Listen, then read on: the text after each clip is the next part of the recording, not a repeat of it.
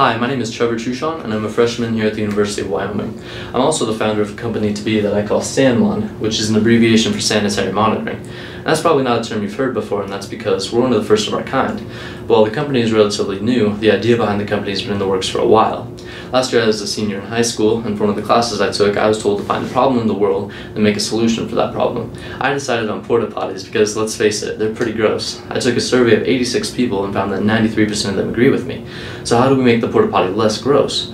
I decided that rather than redesign the porta potty, we'll just make it smarter and know when it needs to be cleaned. Because most sanitary companies today take a predetermined route when they're cleaning their units. And that makes for an inefficient system if, for example, a porta potty that's been used a lot falls later on the list, it won't be cleaned when it needs to be. But if a porta potty that's been used hardly at all falls next on the list, that wastes a stop for the company.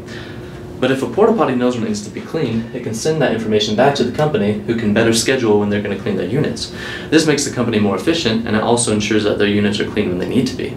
So how do we make porta potties smarter?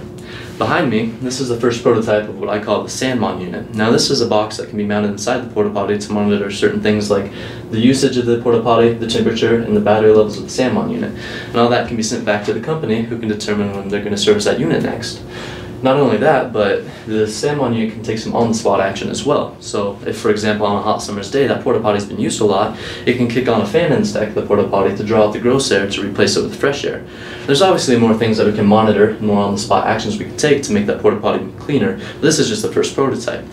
And with the founding of SanMon, I've expanded on these ideas to make this something that's more practical and marketable. And I obviously have faith in the company, and I hope that after this brief overview, you do as well. Thank you.